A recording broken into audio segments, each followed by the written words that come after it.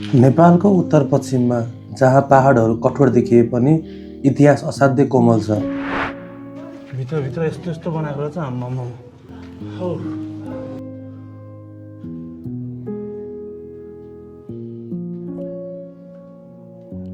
जहाँ हावाले केवल धुलो होइन सदियौं पुरानो कथाहरू बगाउँछन्।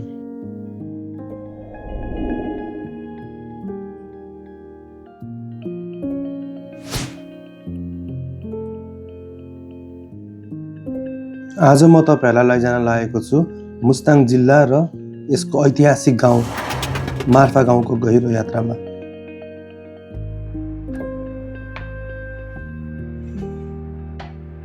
स्वागत छ तपाईहरुलाई हाम्रो यस घुमेको भिडियो युट्युब च्यानलमा।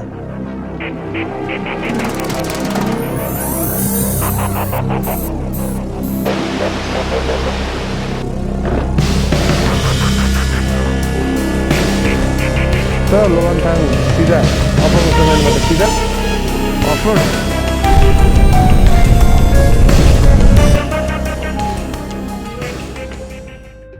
मुस्ताङ सिर्फ एउटा जिल्ला होइन, यो हजारौं वर्षको इतिहास बोकेको एउटा भूभाग हो।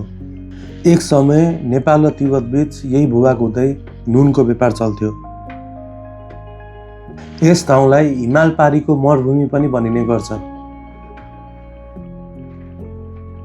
यहाँ रहेको काली गण्डकी नदी हिन्दू धर्ममा शालिग्रामको कारण अत्यन्तै पवित्र मानिन्छ। त्यही कारणले मुस्ताङ धार्मिक यात्राको केन्द्र पनि बनिआएको छ।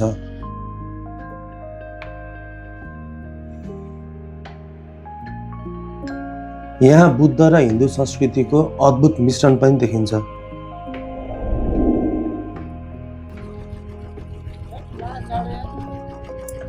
अनि यतिको जाडो भएन भने त के गर्नु त? हिउँ परोस् भने त अझै। मुस्ताङको मुटुमा बसेको सुन्दर गाउँ हो मार्फा गाउँ।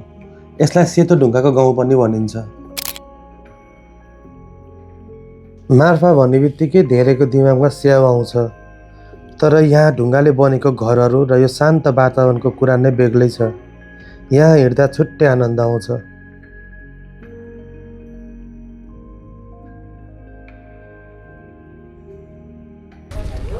स्याउको सुकुटीहरू है गाइज। इतिहासकारहरूको अनुसार मार्फा गाउँ पुरानो व्यापारिक बस्ती थियो। नुन र उनको व्यापार गर्ने व्यापारीहरू यही ठाउँमा विश्राम गर्थे। याक हेर्नु याक हेर्नु याक पुत्ला हो कि याकै हो यो? यहाँको उयो पुरै पुत्ला होइन त्यो ऊ हो के हो? छाला काटेर राखे के घोडाको होल सेट हो कि होल छाला यो। यस गाउँको संरचना तिब्बती वास्तुकलाबाट प्रभावित छ। मार्फा केवल बसोबासको ठाउँ होइन, यो योजनाबद्ध ऐतिहासिक बस्ती हो। यहीँबाट चाहिँ धौलागिरी बेस क्याम्प जाने बाटो पनि यहाँबाट रहेछ मार्फा गाउँबाटै। 3 दिन लाग्ने रहेछ यहाँबाट जानलाई। यहाँ लेखेको छ आलुबारी 1 डे 3700 मिटर। चिसो मौसम, सुक्खा हावा र मेहनती मानिसहरूले मार्फालाई स्याउको राजधानी बनाएका छन्।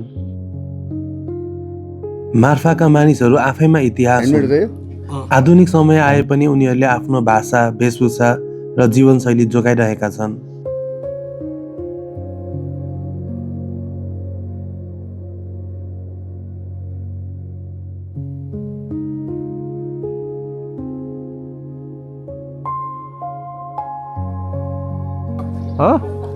याकको छालै त हो नि होइन?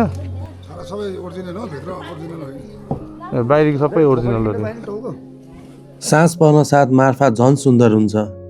यहाँको शान्ति कानले होइन मनले महसुस गर्नुपर्छ। यो ठाउँले हामीलाई सम्झाउँछ विकास भनेको इतिहास बिर्सिनु होइन। मुस्ताङ र मार्फा हामीलाई भूतकालसँग जोड्ने पुल हुन्। यदि तपाईँ नेपालको आत्मा बुझ्न चाहनुहुन्छ भने मार्फाको गल्लीमा एकपटक अवश्य हिँड्नुहोस्। यो थियो मार्फा गाउँ घुमेको भिडियो मन परे लाइक, सब्स्क्राइब र कमेन्ट पनि गर्न नबिर्सिनुहोला। हामी फेरि भेट्नेछौँ मुस्ताङ जिल्लाकै अन्य ठाउँ घुमेको भिडियोमा।